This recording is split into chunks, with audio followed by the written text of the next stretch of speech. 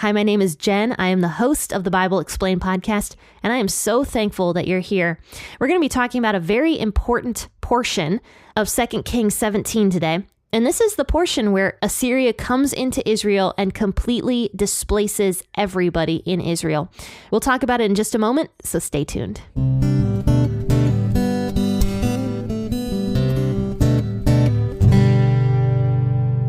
Today, I tried to change up my introduction a little bit. Normally, I say, welcome to the Bible Explained podcast. But yesterday, I was going through and listening to the beginnings of all my podcasts for some reason. And I was like, wow, I say that a lot. I used to have more, creativity, I guess, with some of my openings. And recently, I've just been falling back on welcome to the Bible Explained podcast. So today, I was like, I'm going to get a little bit more creative than I usually do regarding my intro. Not that it matters that much. Actually, people don't like change very much. So honestly, if I said, welcome to the Bible Explained podcast every single day, and that was it, most of you faithful listeners would probably have no problem with that. But let's go ahead and read 2 Kings 17, 1 through 23. I'll be reading as I usually do from the WEB, but of course, feel free to grab your version of scripture, whatever it might be, and also your cup of coffee this morning, because it is a sleepy morning, isn't it? And we're kind of talking about something sort of depressing today as well. So yeah, that coffee is probably necessary. But I will be switching from the WEB to the NLT when I go to read the passages from Micah, okay? I'm going to be reading actually quite a lot today from scripture. So I'll start in the WEB and move to the NLT once I get to Micah. So keep that in mind. But faithful listeners, let's go ahead and read 2 Kings 17, 1 through 23. In the 12th year of Ahaz, king of Judah, Hoshea the son of Elah began to reign in Samaria over Israel for 9 years. He did that which was evil in Yahweh's sight, yet not as the kings of Israel who were before him. Shalmaneser, king of Assyria, came up against him, and Hoshea became his servant and brought him tribute.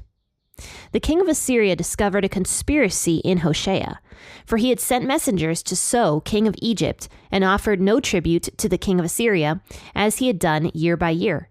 Therefore the king of Assyria seized him, and bound him in prison. Then the king of Assyria came up throughout all of the land, went up to Samaria, and besieged it 3 years. In the 9th year of Hoshea, the king of Assyria took Samaria, and carried Israel away to Assyria, and placed them in Hala, and on the Habor, and the river of Gozan, and in the cities of the Medes. It was so because the children of Israel had sinned against Yahweh their God, who brought them up out of the land of Egypt from under the hand of Pharaoh, king of Egypt, and had feared other gods, and walked in the statutes of the nations whom Yahweh cast out from before the children of Israel, and of the kings of Israel which they made. The children of Israel secretly did things that were not right against Yahweh their God, and they built high places for themselves in all their cities, from the tower of the watchman to the fortified city. And they set up for themselves pillars and Asherah poles on every high hill and under every green tree.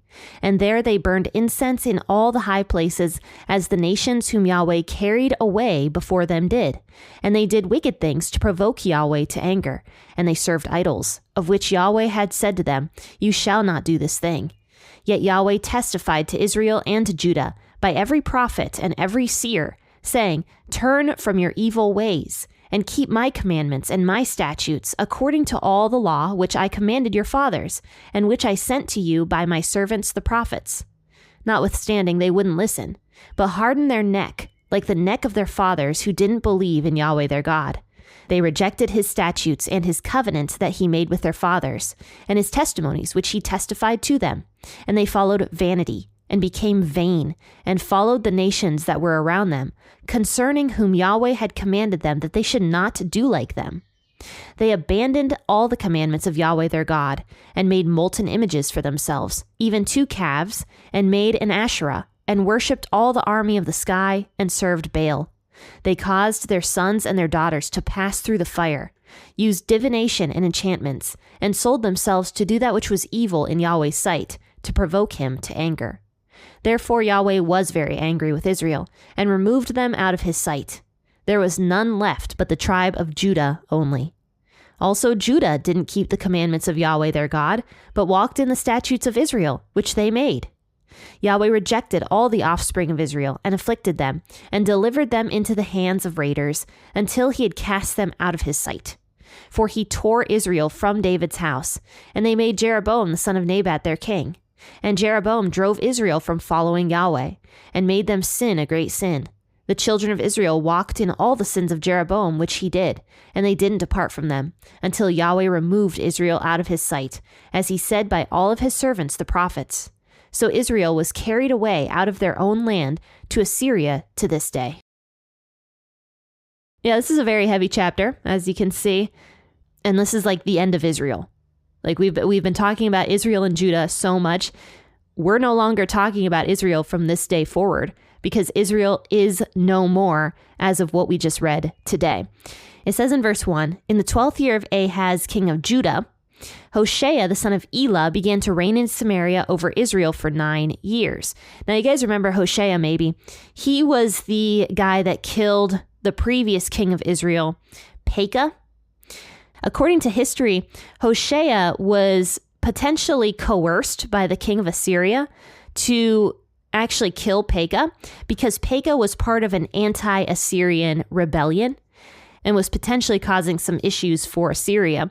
And so Hoshea may have been subservient to Assyria from the very beginning, which is why he killed Pekah, the anti-Assyrian rebel who became king.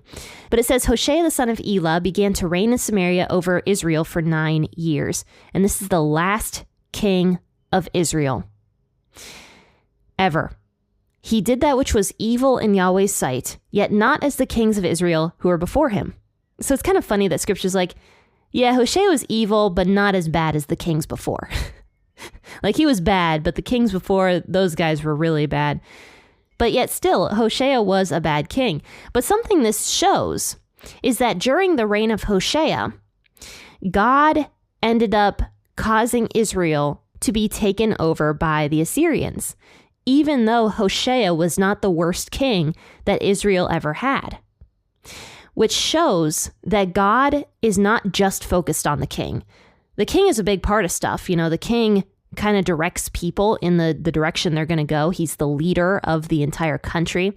So the king is a big deal, but God is not just focused on what the king is doing. He's also focused on what the people were doing. And the people of Israel were doing some really terrible things, which we will talk about in a few moments. So Hoshea was definitely a bad king, but not the worst king that Israel ever had. And it says, Shalmaneser, king of Assyria, came up against Hoshea, and Hoshea became his servant and brought him tribute. So Tiglath-Pileser was the last king of Assyria that we talked about. Tiglath-Pileser was one of the famous kings of Assyria that took a lot of land for Assyria. Tiglath-Pileser also perfected the art of removing people from their hometowns and displacing them and putting new people into their hometowns. It was a way to torture the people and completely remove their identity from the place that they grew up in. But Tiglath-Pileser died very quickly after Hoshea became king of Israel, and Shalmaneser, his son, became king in his place. It says, Shalmaneser, king of Assyria, came up against Hoshea, and Hoshea became his servant and brought him tribute. So Israel now is a vassal state of Assyria, and they remained that way for several years. But apparently, Hoshea, who initially killed Pekah, you know, the guy that was the anti-Assyrian rebel, Hoshea suddenly becomes an anti-Assyrian rebel himself. It says, the king of Assyria discovered that Hoshea was involved in a conspiracy against Assyria, for he sent messengers to So, the king of Egypt, and offered no tribute to the king of Syria, as he had done year by year. Hoshea got sick and tired of being a vassal state for Assyria, and he thought it would be a good idea to rebel against Assyria by contacting Egypt, because Egypt at this point in time was also fighting against Assyria. Egypt was another major power, and so Egypt was constantly battling it out with Assyria. So Hoshea is like, yeah, it'll be a great idea to contact Egypt, because if I contact them, I might be able to get them on my side, and then we'll have enough fighting power to go up against Assyria so that Israel can maintain its independence, which prompts Hoshea to contact So, the king of Egypt. whose full name was Osorkon IV. But according to Assyrian things that they have dug up, I guess this same king, Osorkon, was also named King Shilkani in the Assyrian language. But that's beside the point. The whole point is that Hoshea thinks that he is going to battle it out with Assyria, hopefully with the help of Egypt. But that doesn't actually work out for Hoshea or for Israel, because the king of Assyria finds out about this conspiracy and he gets super angry. And he finds out because Israel stops paying their yearly tribute to him. So Shalmaneser, in a rage, goes to Israel to fully capture it. He apparently tried to get into the city of Samaria, but they wouldn't let him in. So it says that he besieged it for 3 years. And in the 9th year of Hoshea, the king of Assyria finally took Samaria and carried Israel away to Assyria and placed them in Hala and on the Habor and the river of Gozan and in the cities of the Medes. So Shalmaneser did what his father had perfected. He finally goes into Samaria, goes into all of Israel, takes pretty much everybody out of Israel, minus like a few handful of people that were allowed to remain. And he displaces them, forces them to move into countries where they don't even know the language of the people that they're surrounded by. I mean, can you imagine how difficult that would be if somebody took your home from you, separated you from all of your friends and potentially your family members too, and forced you to live in a foreign country where the culture is different, where they worship weird gods, and none of them speak your language? That would be traumatic by every stretch of the imagination. And that's what Shalmaneser does to all of Israel after he's finished besieging Samaria. And it says he also took Hoshea alive and bound him in prison. So he did not kill Hoshea. But then in verses 7 through 23, the author talks about why this happened to Israel. Because God had promised Israel back in Deuteronomy that if they follow his laws, if they keep the promise that they made to him, that they would live in the land forever and things would go super well for them and they would actually be a blessing for the entire earth. That's what God promised, among so many other blessings. And the Israelites made that promise. They were like, yes, God, we will worship you. We won't worship these other gods. We promise we will worship you. But then about 947 years after that, Israel has fallen completely. It actually mentions here in verse 18, therefore Yahweh was very angry with Israel and removed them out of his sight, and there was none left but the tribe of Judah only. And why did God allow this terrible thing to happen to the Israelites? Well, verse 7 says, it was so because the children of Israel had sinned against Yahweh their God, who brought them up out of the land of Egypt, from under the hand of Pharaoh the king of Egypt, and they had feared other gods, and walked in the statutes of the nations whom Yahweh cast out from before the children of Israel, and of the kings of Israel, which they made. Meaning that Israel abandoned Yahweh completely. And it goes on, not only did they abandon Yahweh and refused to serve him, even though they promised him that they would, they started making other gods. It says they feared other gods. They respected other gods from nations all around the world. And that led to corruption. In verse 9, the children of Israel secretly did things that were not right against Yahweh their God, and they built high places for themselves in all their cities, from the tower of the watchman to the fortified city. They set up for themselves pillars and Asherah poles on every high hill and under every green tree, and there they burned incense in all the high places, as the nations whom Yahweh carried away before them did.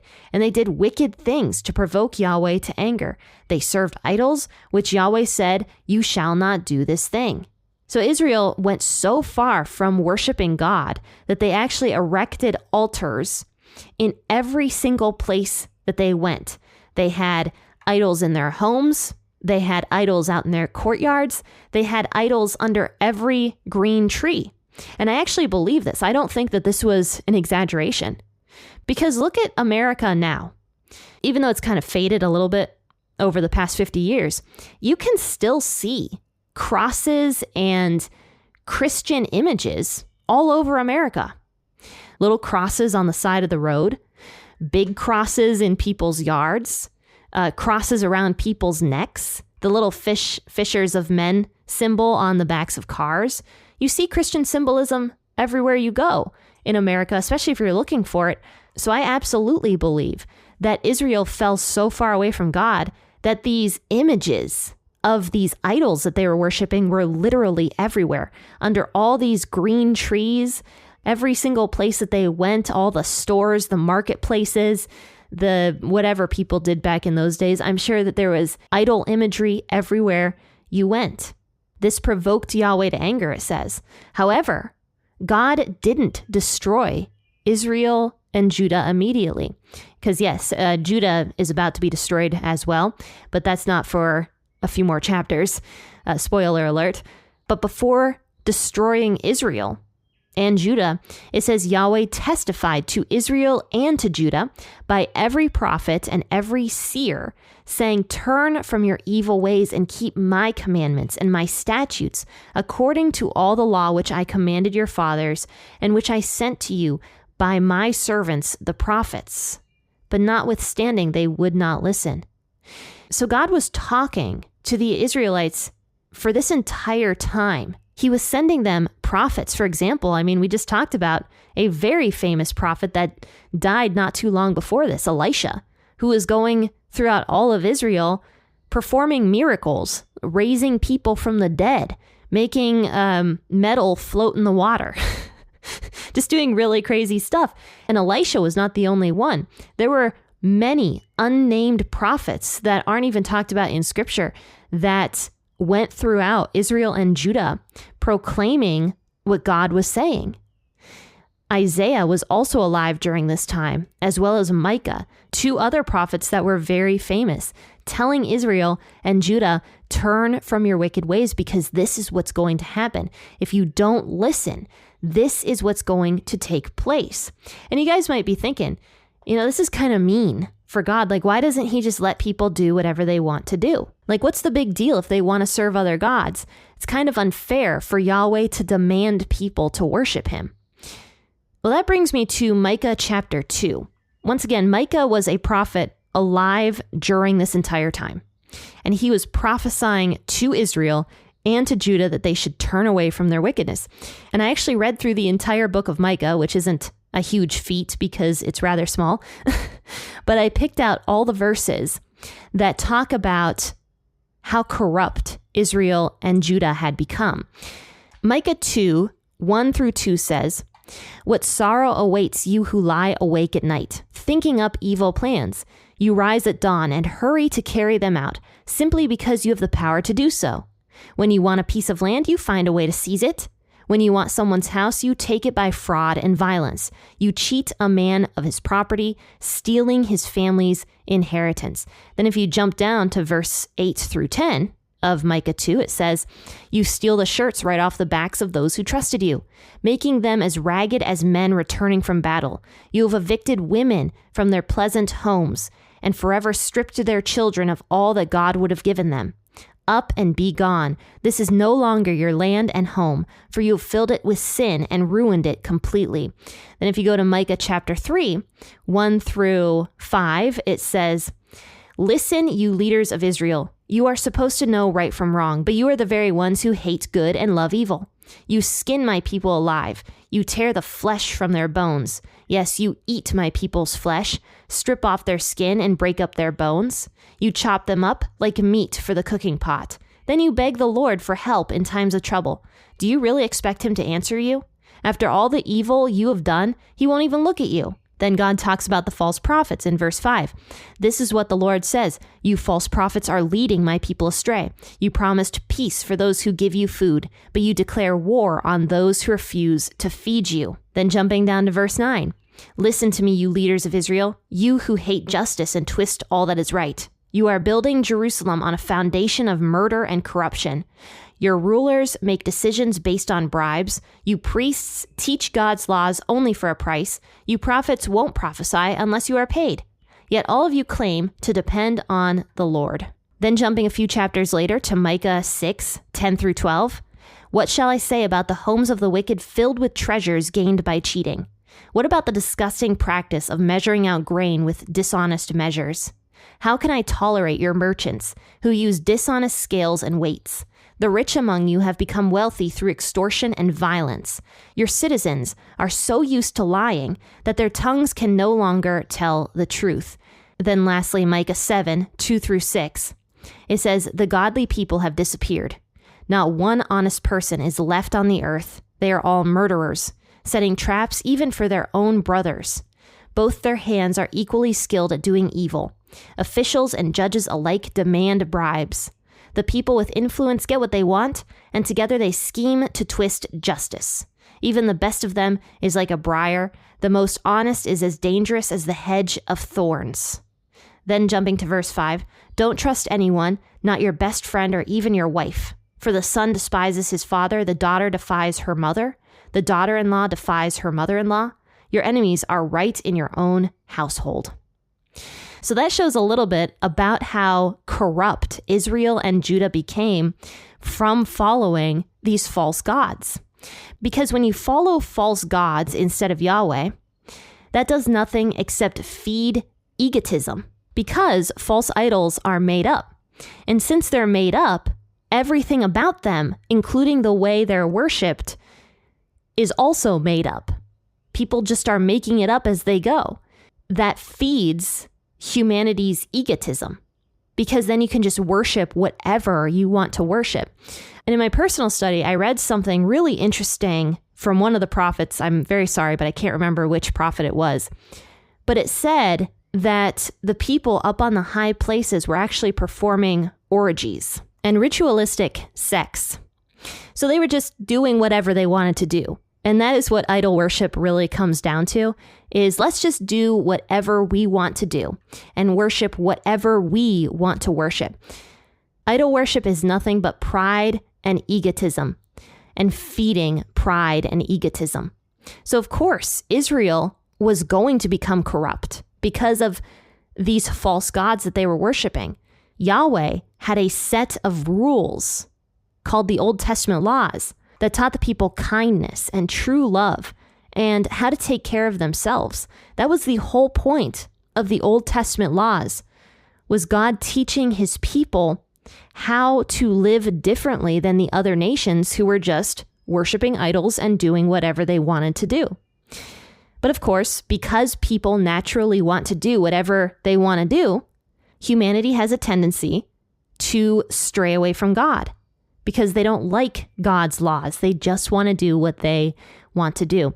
So you can see how corrupt Israel became just based upon what Micah is saying in those 4 chapters I read from. And that was a very long way for me to get back to my original point.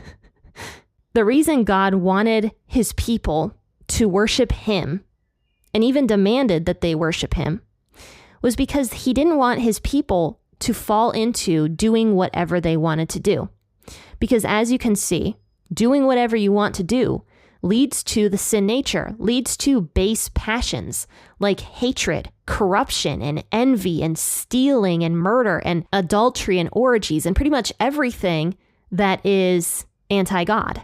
So no, God was not mean in demanding that his people worship him, just due to the fact that God had a set of rules in place for people to live by that encouraged love, kindness, hospitality, not to mention self-care. But going back to 2 Kings 17, verses 19-23, not only did Israel not listen to God and the prophets that God sent, but Judah didn't listen either. Also, Judah didn't keep the commandments of Yahweh their God, but walked in the statutes of Israel, which they made. We just read last week about King Ahaz, one of the worst kings of Judah, who performed human sacrifice to the god Moloch. human sacrifice of his own child. And there's something I said on Wednesday that wasn't quite right, because I thought that people performed human sacrifice in Israel only with their firstborn son. But that's actually not true, because it says in 2 Kings 17 that the Israelites were sacrificing both their sons and their daughters in the fire, which is mentioned in verse 17. They caused their sons and their daughters to pass through the fire. They used divination and enchantments. They sold themselves to do that which was evil in Yahweh's sight, to provoke him to anger. And Judah did the same exact thing. They've walked in the footsteps of Israel, which included burning their own children, son and daughter, in the fire, which God absolutely despised that. And I went into how grotesque Moloch worship was on Wednesday, if you're curious about that. Judah was not much better than Israel. And it says, Yahweh rejected the offspring of Israel, afflicted them, and delivered them into the hands of raiders until he cast them out of his sight. He tore Israel from David's house from the beginning. They made Jeroboam, the son of Nebat, king. And Jeroboam drove Israel from following Yahweh and made them sin a great sin. So God apparently had plans to judge Israel all the way back to Jeroboam, who was the first king of Israel, only 2 generations after David was the king, because of how far Israel had fallen at that point in time. So God had plans way back then that he was, in fact, going to judge Israel because of how corrupt he could see them becoming. But it says to conclude in verse 23, Yahweh removed Israel out of his sight, as he said by all his servants the prophets, and Israel was carried away out of their own land to Assyria to this day. It kind of feels like the end of an era. I guess it is, because we're no longer going to be talking about Israel after this point, because they've been completely displaced from their hometowns, which is very sad. But God did say, God told them and warned them so many times that this would happen if they did not follow God. But this isn't the end of Israel. If you read through the prophets, which I'm really excited now to talk about the prophets, God says so many times, yes, I'm going to displace you, but I still love you and I'm going to bring you back. I'm going to forgive you completely from all the terrible things that you did, and I'm going to love you so, so much, and you're going to possess the land that I gave you once again. So there was still hope for Israel, even though they have now been displaced from their hometowns. God still loved them. But faithful listeners, I hope you've been enjoying 2 Kings so far. I certainly have been. And we only have a few more chapters left in 2 Kings. I scheduled them all out to see when we would end 2 Kings, and we're actually going to end on June 30th, I believe. So the last week of June is going to be our last day in 2 Kings. But faithful listeners, I hope you have a fantastic rest of your Monday. As usual, happy listening, and God bless.